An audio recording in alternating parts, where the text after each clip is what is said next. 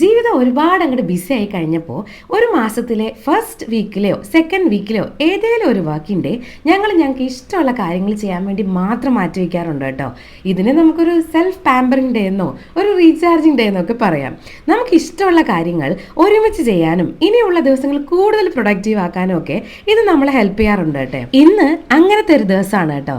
പലപ്പോഴും ഞങ്ങൾ ഒരുമിച്ച് ഞങ്ങൾക്ക് ഇഷ്ടമുള്ള ഭക്ഷണം ഉണ്ടാക്കി കഴിക്കുകയോ ഒരുമിച്ച് ഒരു സ്പാ ചെയ്യാൻ പോവുകയോ അല്ലെങ്കിൽ ഒരു ഷോപ്പിങ്ങിന് പോവുക, ഒരു മൂവിക്ക് പോവുക, ഇങ്ങനെ അന്നത്തെ മൂഡ് അനുസരിച്ച് ഇമ്മാതിരി പ്ലാനൊക്കെ ഇങ്ങോട്ട് മാറിക്കൊണ്ടേ ഇരിക്കും കേട്ടോ. കല്യാണമൊക്കെ കഴിഞ്ഞ് രണ്ടുപേരും അവരവരുടെ പ്രൊഫഷണൽ കാര്യങ്ങളിൽ ഒരുപാട് അങ്ങോട്ട് ബിസി ആയി കഴിഞ്ഞപ്പോൾ എവിടെയൊക്കെയോ ഞങ്ങളെ തന്നെ അങ്ങോട്ട് മിസ് ചെയ്യുന്നതെന്ന് തോന്നി തുടങ്ങി കേട്ടോ.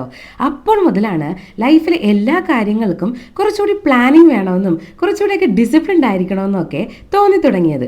അങ്ങനെ എടുത്ത കടുത്ത തീരുമാനങ്ങളിൽ ഒരു തീരുമാനമാണ് കേട്ടോ ഇത്. കഥ പറഞ്ഞ് ഇപ്പൊ കാടും മലയും കടന്നങ്ങോട്ട് പോയേനെ. അപ്പൊ ഇന്ന് നമ്മൾ ഒരു നല്ല പൊതിച്ചോറൊക്കെ ഉണ്ടാക്കി കുറച്ച് നൊസ്റ്റാൾജിയ പിടിച്ച ദിവസമാണ് കേട്ടോ. പിന്നെ ഇങ്ങനത്തെ ദിവസങ്ങളിൽ എനിക്ക് അബിക്കും ഇഷ്ടമുള്ള കാര്യങ്ങൾ ഞങ്ങൾ ഒരുമിച്ച് ചെയ്യാനാണ് പ്ലാൻ ചെയ്യാറ്. അതുകൊണ്ട് എനിക്ക് ഇഷ്ടമുള്ള കുറച്ച് ഷോപ്പിംഗ് കലാപരിപാടിയും അബിക്ക് ഇഷ്ടമുള്ള പോലെ ഒരു മൂവിയും കാണാനാണ് നമ്മൾ ഇന്ന് വന്നേക്കുന്നത്. ഒരു നൈറ്റ് റൈഡ് കൂടി പോയി വീട്ടിലെത്തിയപ്പോഴേക്കും സമയം രാത്രി 1:30 കേട്ടോ. ഇനി സമാധാനത്തോടെ നാളെ ഓഫീസിൽ പോ.